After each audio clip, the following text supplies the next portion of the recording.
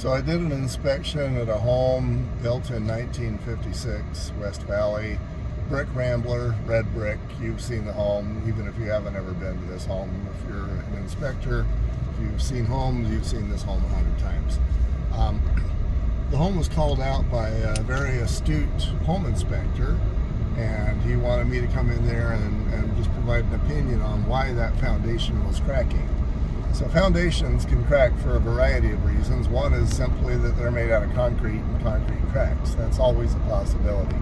Another is if you've got shifting, then quite often you'll see 45-degree cracks, usually at the corners, but not always.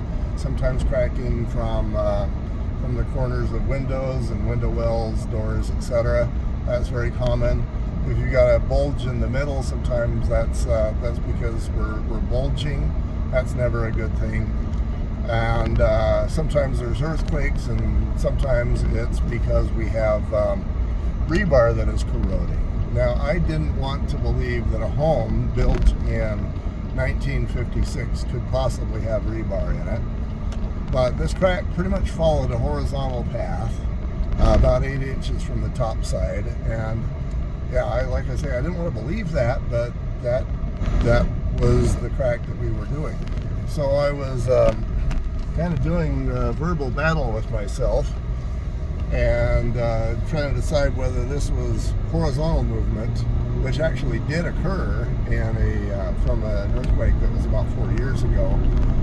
I saw that shear movement in some of the concrete. But the primary damage in this one was because we have the rebar, and it over the decades it corroded, and as rebar corrodes it expands and it pushes the concrete out around it, vertically, below, sideways, everything. The rebar just gets larger and causes damage to the concrete, and that is what happened here.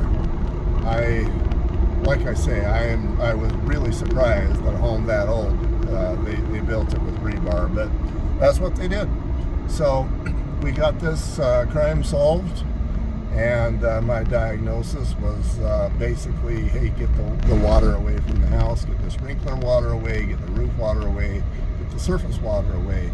Standard drainage stuff that home inspectors should be preaching on a daily basis. And with that done, then they can just plaster it and keep it dry forever more. And at that point, the rebar won't continue to expand and corrode. It's a bonus that this foundation has rebar. So I gave them, I basically told them, hey, this is an old home and it's going to have some miles on it, and it does. So that was the diagnosis. Another good day.